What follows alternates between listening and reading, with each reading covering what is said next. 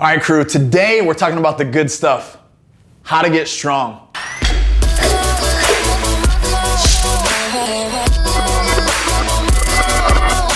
Now, there are a lot of ways to skin the cat when it comes to getting strong. There's tons of methodology out there. There are ways to do your rest. There are ways to execute your sets.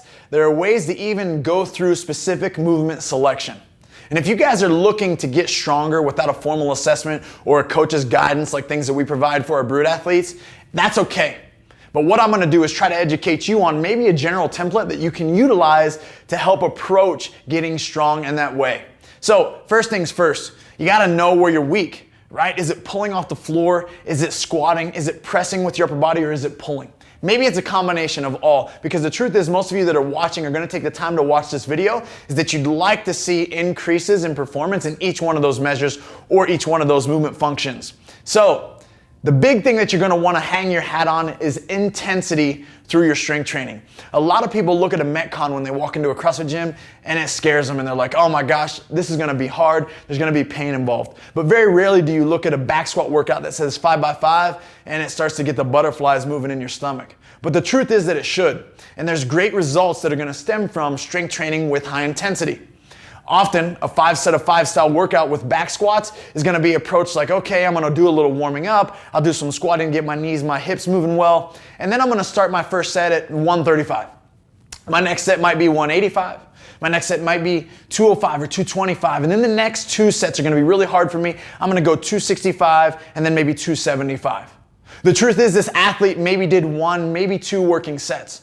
So when you go into strength training, it doesn't matter what the rep scheme is, it doesn't matter how much volume you're accumulating. If you really want great results, all the working sets that you read on a template or on a workout program or that you're programming for yourself, you want to account for true working sets. What that looks like is when you step to the bar, you step that bar out from the rack, is that you're almost second guessing if you can make 5 reps happen, right? We want to think about maximal contractile potential with our muscles. We want to move maximal loads, and we want to also optimize time under tension. We only do this by training to our true potential. That means some sets out of 5 out of 5, you may only get 4. And in some sets, you may feel like you had a 6, and on those sets, on the next one, you want to go up just a notch.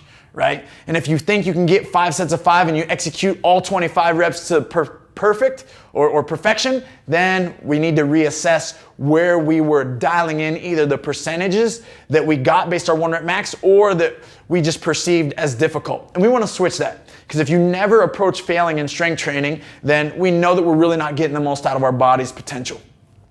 The next thing is movement selection. And when it comes to movement selection, most of you are gonna get the best bang for your buck by moving large loads, long distances. And the ironic thing is that CrossFit, by nature, includes these movements. So think, movements like the back squat, the front squat, the thruster. Yes, the thruster, it can be a great strength building movement. The clean and jerk, the snatch, and the deadlift. These lifts, while not specifically focusing on any one muscle group, are going to involve your entire body.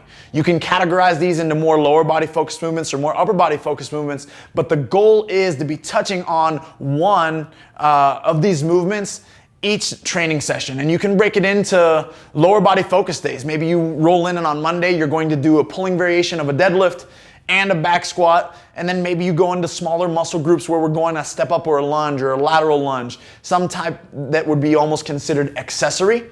And then the next day you focus more on upper body lifts, and maybe the upper body lifts are going to be speed dominant to start, where it'll be like a jerk or a split jerk. We then go into a press with less lower body involvement of like a strict press or a dumbbell strict press or an alternating strict press, and then you might need to get into smaller, more specific accessories such as a high pull or a raise of some sort for the shoulders, ring dips to condition local body muscle endurance in regards to gymnastic style training as well. So there are, again, a ton of ways to skin the cat, but what you want to focus on when it comes to movement selection are the big muscle multi-joint movers that are going to incorporate almost your entire body. At least 1 or 2 movements a day should reflect this. This also gets the most out of muscle recruitment, but also hormones. And the way that we respond to the barbell and moving those external loads are going to be great in regards to benefits.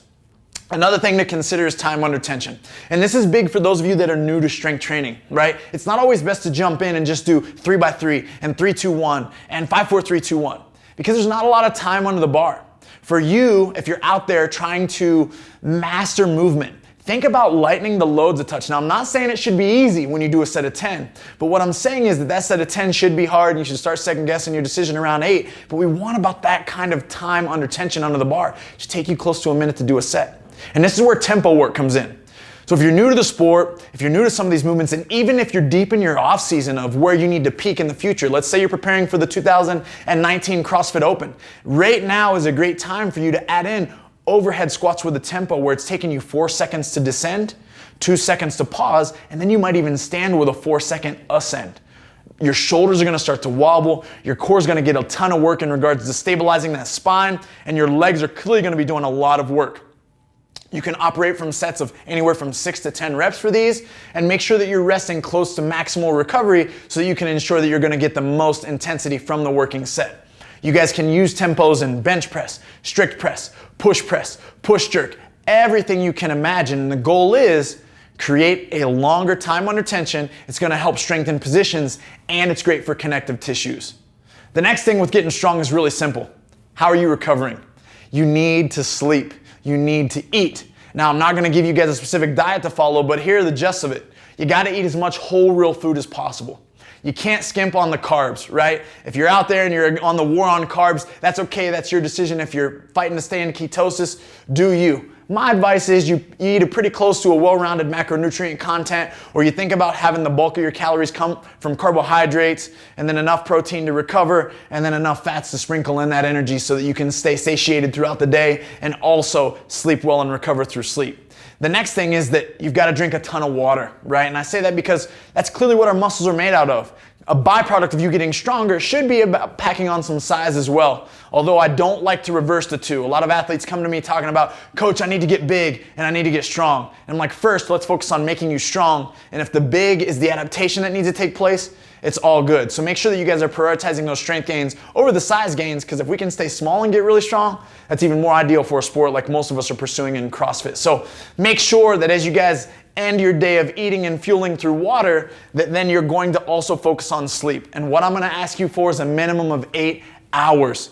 There are small differences in where some people thrive, where it's like 7.5, or it might be 9 or 6.5 versus the 8, and that's okay. It has to work for your lifestyle. But my advice to you is to set a routine, have a clock that's gonna send you, or an alarm that's gonna send you to better start your nighttime routine consistently, and don't skimp on the weekends and think this is just an easy way out. Because here's my feedback over the years of me as a training athlete.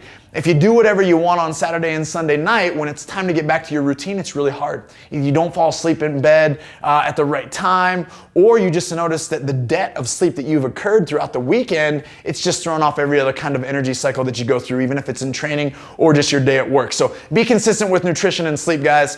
Think about movement selection.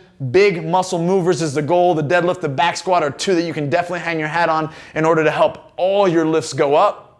Time under tension is something that we want to have exposure to, and then make sure that you guys are recovering optimally so that you can actually get these results and they show within your training. So that's my one-on-one on how to get strong.